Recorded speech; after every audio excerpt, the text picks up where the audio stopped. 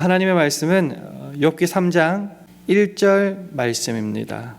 그 후에 욥이 입을 열어 자기의 생일을 저주하니라. 아멘. 욥 잘 아십니까? 우리가 생각을 해보면은 우리는 욥을 이렇게 알고 있습니다. 이유를 알 수 없는 극심한 환난과 고통을 겪었음에도 불구하고 하나님을 끝까지 신뢰하고 불평을 하지 않음으로 말미암아 결국 2배의 복을 얻은 인물로 알고 있습니다. 그러나 놀랍게도 오늘 우리가 본문을 읽었다시피 욥은 자신의 생일을 저주하면서 울부짖고 있습니다. 다시 한번 화면을 보시면서 욥기 3장 1절 말씀을 함께 읽도록 하겠습니다. 시작. 그 후에 욥이 입을 열어 자기의 생일을 저주하니라. 그 후에 바로 2장 마지막 부분을 설명할 수도 있겠지만 사실은 크게 보면은 욥기 1장, 2장 전체를 받는 것이 바로 그 후에라는 말입니다. 그래서 이 시간 짧게 욥기 1장과 2장을 한번 정리했으면 좋겠습니다. 욥은 어떤 사람이었는가? 욥기는 시작하면서 그 1장 1절에 그에 대해서 이렇게 설명합니다. 우스 땅에 욥이라 이름하는 사람이 있었는데 그 사람은 순전하고 정직하여 하나님을 경외하며 악에서 떠난 자더라. 좋은 말 다 들어있죠. 그런 사람이었습니다. 그리고 2절과 3절을 보면요, 자녀가 아들, 딸 10명이었고요.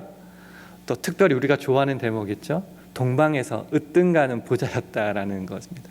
그러니까 신앙에서 우리가 생각하고 바라는 좋은 것들이 다 여기에 있습니다. 신앙적으로도 흠이 없었고 자녀 다복했고 최고로 부자였다. 정말 다 가진 사람 같았습니다.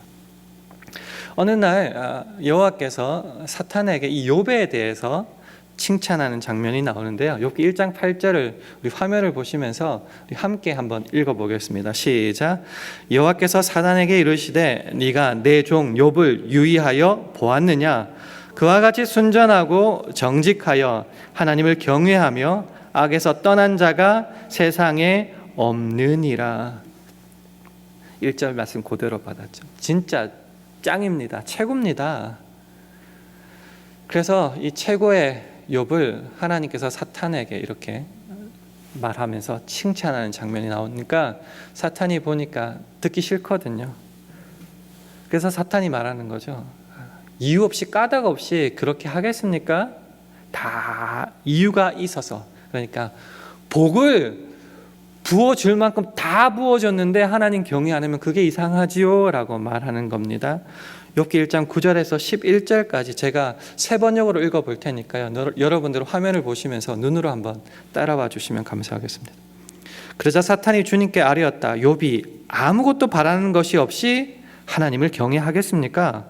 주님께서 그와 그의 집과 그의 가진 모든 것을 울타리로 감싸주시고 그가 하는 일이면 무엇에나 복을 주셔서 그의 소유를 온 땅에 넘치게 하지 않으셨습니까?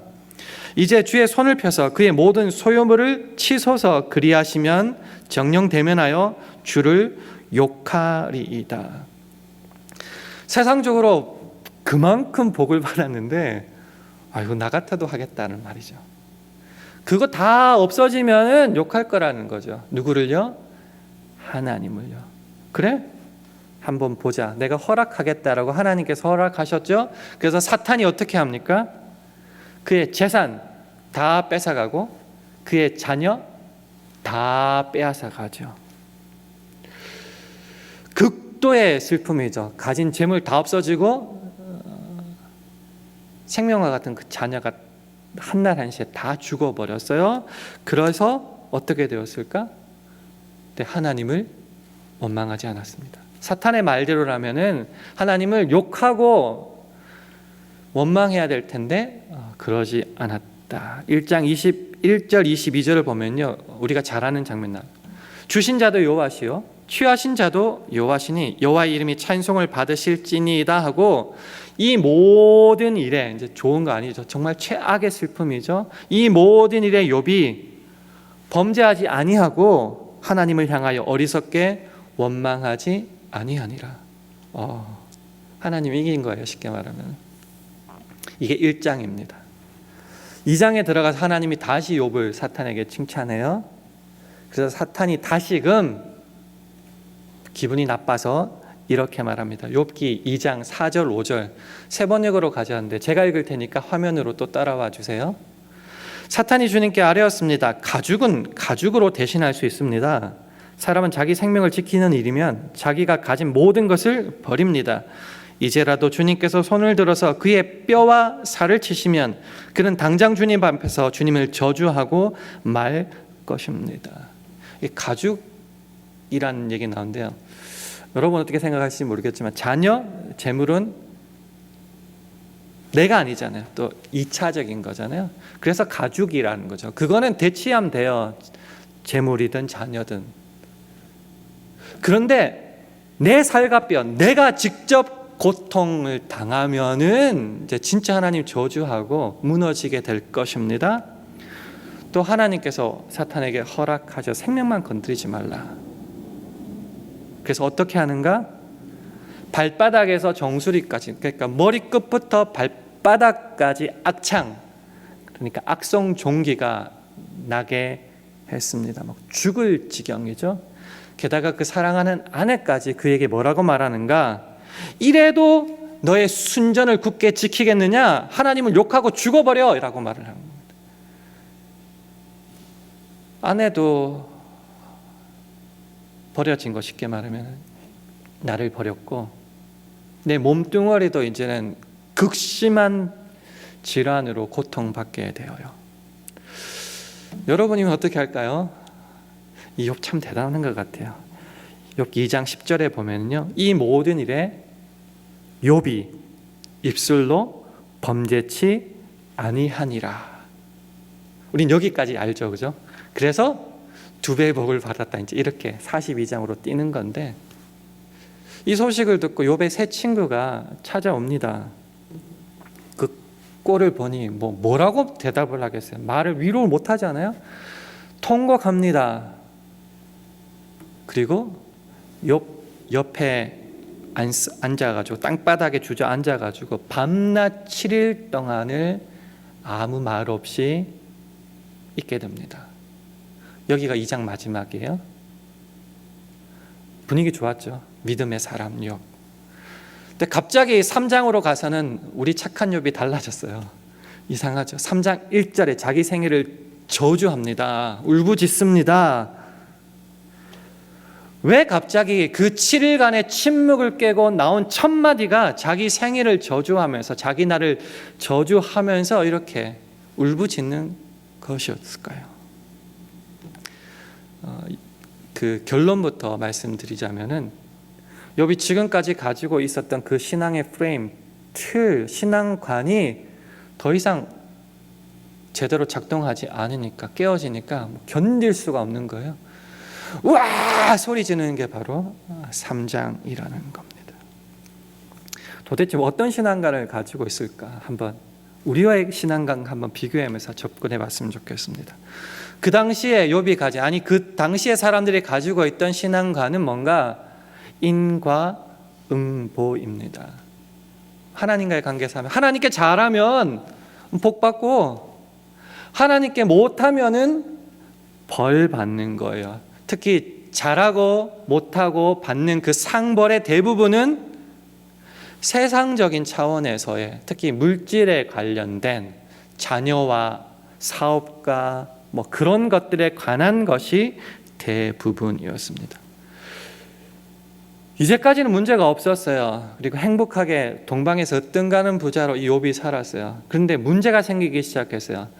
성경을 읽어봐도 욥이 잘못했다는 거 전혀 없는데 까닭 없이, 이유 없이, 잘못한 것 없이 하나님께 정말 최선을 다했는데 이 모든 일이 닥친 거예요. 그러니까 그가 가지고 있는 신앙에서는 이해할 수도 용납할 수도 없는 그런 거예요. 나 하나님께 잘했는데 자녀 죽었고 사업 망했고 질병 들었고 아내도 버렸다. 이거 어떻게 설명할 수 있겠습니까, 이거를? 그래도 여러분 끝까지 범죄치 않았습니다. 하나님 저주하고 원망하지 않았습니다. 친구 와서 같이 펑펑 울고 7일 밤낮을 입 열면 욕할 수 있으니까 하나님을 입을 꾹 다물고 하나님의 응답을 기다렸습니다. 그래도 내가 범죄치 않고 기다렸으면 하나님께서 응답하여 주시고 축복하여 주시고 회복하여 주실 것이다. 7일이 아무래도 그가 가진 리밋, 한계였을 겁니다. 여기까지만 참으면, 여기까지만 버티면. 어떻게 됐나요? 아무 변화가 없어요. 아무 변화가 없어요. 이런 하나님이 아닌데, 이제까지 그런 신앙의 프레임이 정말 잘 역할을 작용을 했잖아요. 그래서 내 신앙이 든든히 섰잖아요. 근데 이제는 미칠 지경입니다. 그래서 하나님을 기다렸는데 응답도 없어요. 그럼 어떻게 해야 될까요? 그가 끝까지 붙잡고 있는 이 인간구의 법칙으로는 하나님을 욕하면은 이제 박살나는 거죠. 진짜 망하는 거죠. 그래서 하나님을 저주하고 욕할 수는 없어요. 그러나 이해는 안 되고 울분은 터지고 못 견뎌요. 그래서 할 수 있는 최고의 반응이 뭐죠? 자기 인생 저주하는 거죠. 내가 왜 태어났을꼬 이러는 거죠. 3장 10절 11절을 세모정으로 제가 읽어드릴게요. 어머니의 태가 열리지 않아 내가 태어나지 않았어야 하는 건데, 그래서 이 고난을 겪지 않아야 하는 건데, 어찌하여 내가 모태에서 죽지 않았던가? 어찌하여 어머니 배에서 나오는 그 순간에 숨이 끊어지지 않았던가? 이 울분 아시겠어요? 하나님은 차마 욕 못하겠고 못 견디겠고, 그러니까 내가 왜 태어났을까? 이 꼬라지 보려고 태어났을까? 뭐 이런 거죠. 이거 터질 만큼 터진 거예요. 근데 그 신앙의 프레임은 버릴 수 없으니까 붙잡긴 붙잡아야겠고. 그래서 욥기 3장 26절에 그의 상황을 이렇게 스스로 정리하고 있습니다. 평강도 없고 안온도 없고 안식도 없고 고난만 임하였구나. 뭐 이런 상황에 처했던 경우가 있을 거예요. 지금 이 상황에 처했던 분들도 있을 거고, 아직도 해답이 안 보이는 분도 계실지 모르겠습니다. 그러면 질문을 한번 던져야죠. 하나님 도대체 욥을 통해서, 아니 나를 통해서 도대체 뭘 원하시길래 우리를 이 지경에 처박아 두셨습니까? 이제 이렇게 질문해야겠죠. 좀 순화시키면은, 하나님 이 상황 속에서 도대체 나를 통해서 뭘 배우기를 원하시길래 이 지경에 나를 내버려 두십니까? 라는 거죠. 조금 전에 말했다시피 1장 2장에서 막바로 42장 후반절 넘어가서 모든 복의 2배를 받게 됐다. 그러면은 그가 가진 신앙 틀로 충분히 커버가 돼요. 하나님께 끝까지 순종하고 믿고 저주하지 않고 주님만 의지했더니 봐라, 금방 회복되고, 아니 회복 정도가 아니라 2배의 복을 받았다. 그런데요, 욥기는요 1장, 2장, 42장만 있는 게 아니고요 1장, 2장에서 3장으로 넘어갑니다. 4장, 5장, 6장 쭉 가서 마침내 결론이 42장으로 가게 된다는 거죠. 하나님이 목적하시고 의도하시는 게 그냥 욥이 가졌던, 어쩌면 이게 우리들의 신앙의 프레임인데, 잘하면 복 받는다, 그것도 세상적으로 여기까지 머물러 있는 저와 여러분에게 뭔가 의도하고 목적하시는 게 있어서 이런 상황으로 끌고 가신다는 거죠. 그러니까 배우지 않으면은 제대로 된 신앙생활을 못할 수밖에 없다는 거죠. 그러니까 뭔가를 배워야 한다라는 겁니다. 정리해 볼게요. 심플하게 우리가 원하는 게 뭡니까? 예수 믿어서 저와 여러분이 원하는 게 뭐예요? 그 기도 제목을 보면 알겠죠? 사업 성공하는 거, 자식 잘 되고 건강하고 회복되고 행복하고 건강하고 평안하게 사는 것. 그게 우리 기도의 몇 % 차지하고 있습니까? 그리고 그거 주시면은 더 이상 바랄 게 없다고, 이곳이 바로 천국이다라고 하시며 살지 않습니까?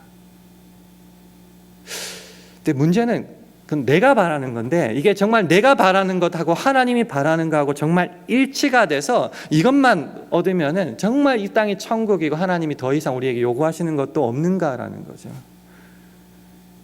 근데 성경을 보면 좀 다른 것 같아요. 하나님은 예수 그리스도를 죽이시기까지, 내어 주시기까지 하셔서 저와 여러분을 피로 값주고 사셨다고 합니다.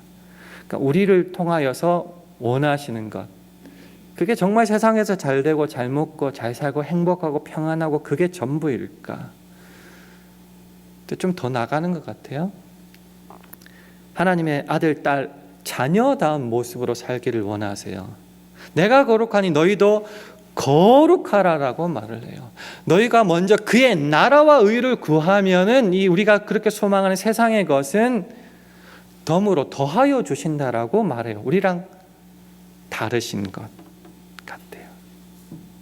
좀 지독하게 한번 말해 볼게요.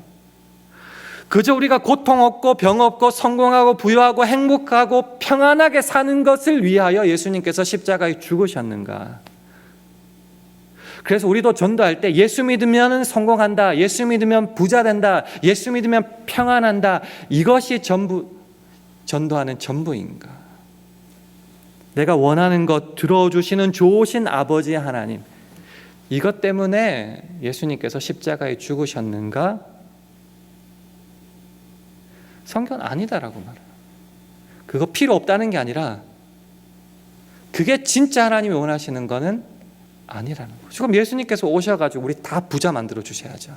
하나님의 뜻이라면. 근데 그거는 덤으로 주시는 것이 먼저 구해야 될 것은 그게 아니라는 거죠. 독생자를 죽이시기까지 한, 이게 얼마나 무시무시한 사랑인지 기억하세요? 그냥 좋으신, 이게 아니에요. 자기 아들을 죽이시기까지 우리를 구원하셨다는 것, 이 얼마나 무시무시한 하나님의 사랑과 쉽게 말하면 집착인지, 우리를 원하시는 거 그렇게 받아내고 항복시키겠다는 거예요. 이 무시무시한 하나님의 사랑은 저와 여러분 모두가 어린아이의 신앙에서 벗어나서 그리스도의 장성한 분량에 이르기를 원하신다. 이것을 위해서 독생자 예수 그리스도를 죽이시기까지 하셨다.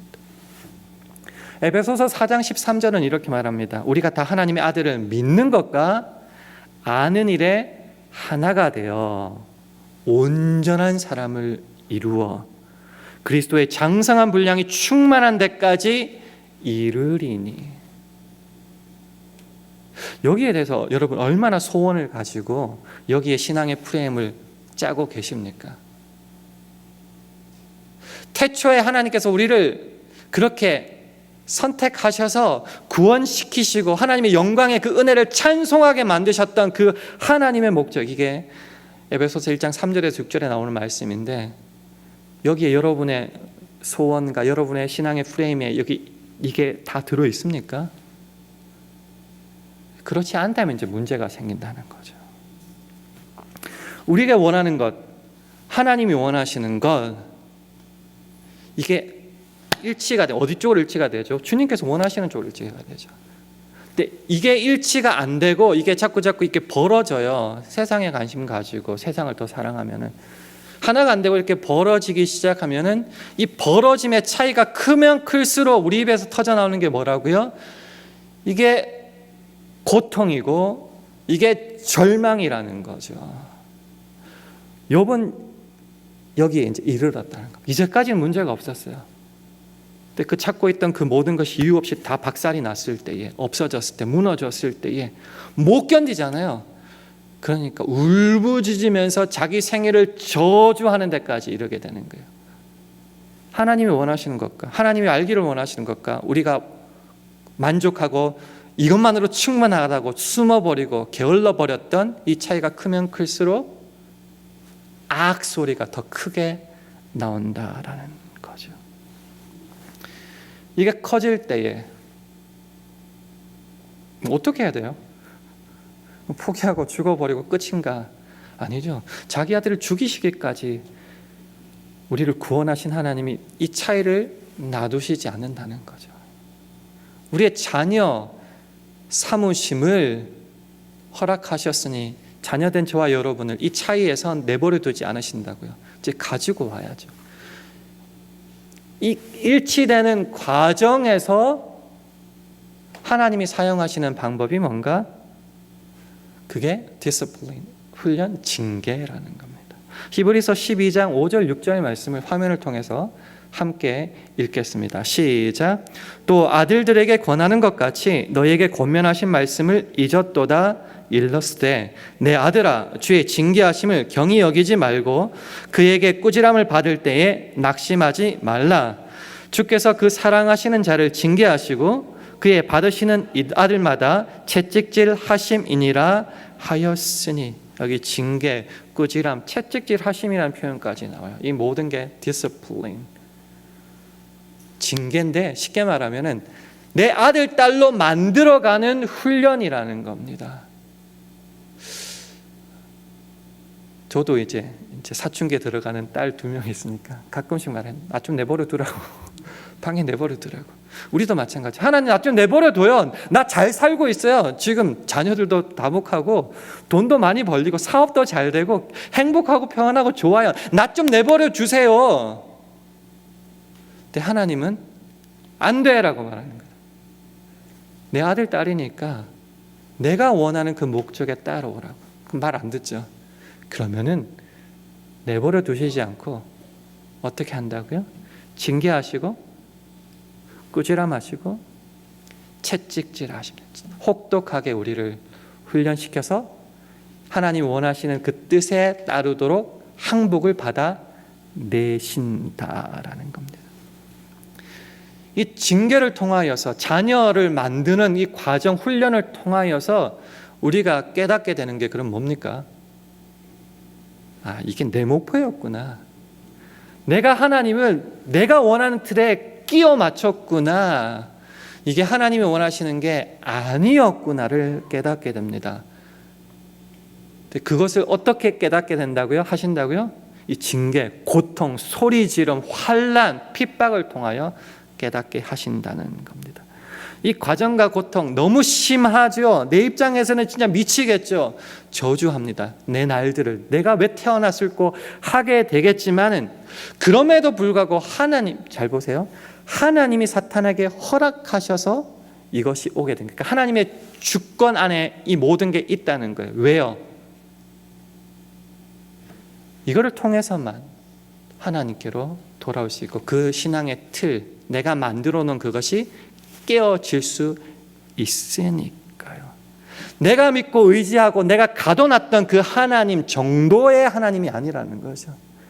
그 틀 밖에서 정말 전지전능하시고 우리를 하나님이 원하시는 그 목표에 이르기까지 우리를 끌고 가시는 그 하나님을 발견해야 된다는 거예요. 이 고통 속에서.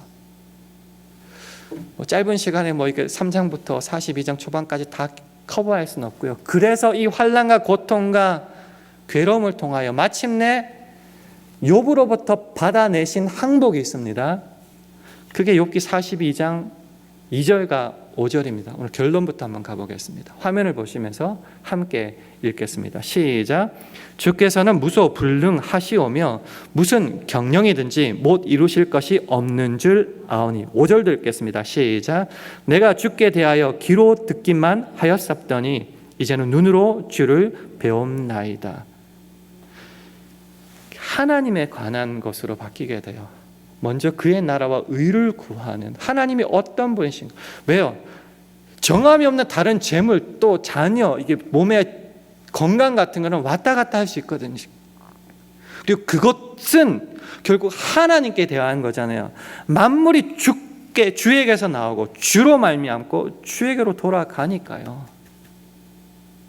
그래서 그가 마침내 그 고통 속에서 고백하게 된 거는 세 번역으로 다시 읽어드릴게요. 자주 읽어드렸습니다. 주님께서는 못하시는 일이 없으시다는 것을 이제 저는 알았습니다. 주님의 계획은 어김없이 이루어진다는 것도 저는 깨달았습니다. 그게 물질에 관한 거든 자녀에 관한 거든 건강에 관한 거든 하나님의 계획 속에 있으셔서 하나님이 만들어 가신다는 거예요. 내 뜻보다 더 크신 하나님의 뜻. 그래서 5절, 주님이 어떤 분이시라는 것을 지금까지는 제가 귀로만 들었습니다. 목사님 설교만 들었습니다. 책에서만 읽었습니다. 간증으로만 들었습니다. 그러나 이제는 제가 제 눈으로 주님을 뵙습니다. 무엇을 통해서요? 역설적이에요. 그 찢어지는 고통과 환난과 아픔 속에서 하나님을 이제 제대로 바라보게 됐다는 겁니다. 누가 자녀를 만들어 갑니까? 사탄이 사용된 것 같지만 결국 하나님께서, 아버지 하나님께서 저와 여러분을 이렇게 만들어 가신다는 겁니다. 히브리서 12장 7절 제가 한번 읽어볼게요. 화면을 한번 따라와 주세요. 너희가 참음은 징계를 받기 위함이라 하나님이 아들과 같이 너희를 대우하시나니 어찌 아비가 징계하지 않는 아들이 있으리요. 좀 말이 헷갈리는데요. 세 번역이래요. 징계를 받을 때에 참아내십시오 이렇게 말합니다. 미칠 것 같죠. 하나님의 뜻이 있을 때에 참아내래요. 하나님께서는 자녀에게 대하시듯이 여러분에게 대하십니다. 여러분이 아들, 딸이니까 이렇게 하신다는 거죠. 아버지가 징계하지 않는 자녀가 어디에 있겠습니까? 자녀가 잘못된 길로 가고 있고 그 정도가 아닌데 하나님이 원하시는 것이 거기에 머물러 있다면 아니다 못 알아들으면 징계하신다는 거예요. 내 생일을 저주하고 울부짖고 밤낮으로 오는 한이 있더라도 하나님은 그 꼴 못 본다는 거죠. 독생자 예수 그리스도를 죽이시기까지 하신 그 하나님의 집요하심은 우리의 상상 이상이라는 겁니다. 근데 이게 원하시는 거고 좋은 거고 이 깊이와 높이와 넓이가 우리의 언더스탠딩, 지각으로는 감히 파악할 수 없으니까 여기에 가도록 하신다는 거죠. 그런 환난과 고통 속에서도 저와 여러분의 입술로, 삶으로 자녀다운 모습으로 만들어 가시니 어떻게 해야 된다고요? 도망가지 말라. 울더라도 회피하지 말라. 순종하고 갈 때에 하나님이 원하시는 깊이와 넓이와 높이가 있다. 그래서 고린도전서 16장 13절을 소개합니다. 깨어 믿음에 굳게 서서 남자답게 강건하여라. 세 번역은 이렇게 번역했습니다. 깨어 있으십시오. 믿음에 굳게 서 있으십시오. 용감하십시오. 힘을 내십시오. 역대하 20장 20절은 말합니다. 너희는 너희 하나님 여호와를 신뢰하라. 그리하면 견고히 서리라.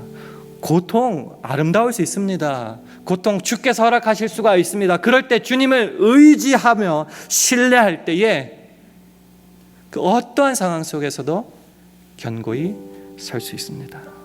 말씀을 맺습니다. 여러분이 원하시는 하나님은 어떤 하나님입니까? 여러분이 예수 그리스도를 믿음으로 마지막에 원하시는 것이 결국 무엇입니까? 내가 만들어 놓은 틀 안에 이 신앙으로 하나님을 끼워 맞출 때에 하나님은 깨실 겁니다.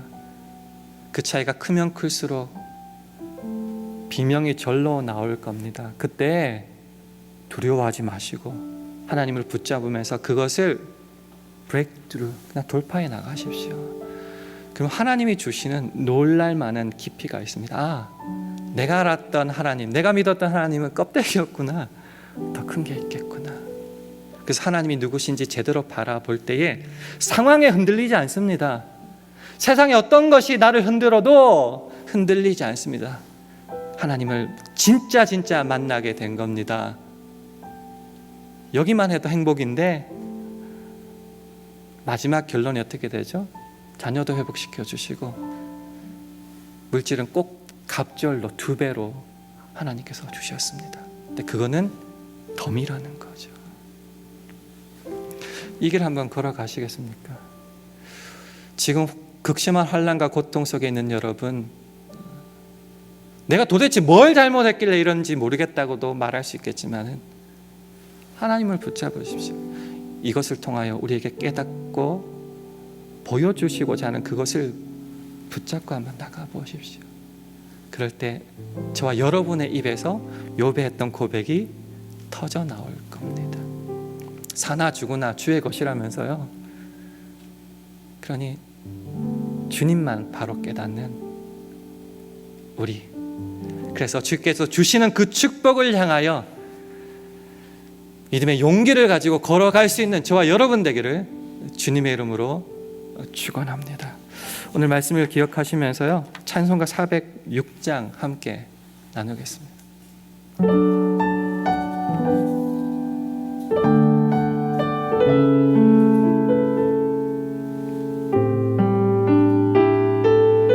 내 맘이 낙심되며 내 맘이 낙심되며 근심에 눌릴 때 주께서 내게 오사 위로해 주시네. 가는 길 캄캄하고 괴로움 많으나 주께서 함께하면 내 짐을 지시 그네가 내게 족하네. 그네가 내게 족하네. 그네가 족하네. 이 괴로운 세상 나 지날 때 그네가 족하네. 희망이 사라지고 친구 날 버릴 때 주 내게 속삭이며 새 희망 주시네. 싸움이 맹렬하여 두려워 떨 때에 승리의 왕이 되신 주 음성 들리네. 그네가 내게 족하네. 그네가 족하네. 이 괴로운 세상 나 지날 때 그네가 족하네. 번민이 가득 차고 눈물이 흐를 때 주 나의 곁에 오사 용기를 주시네.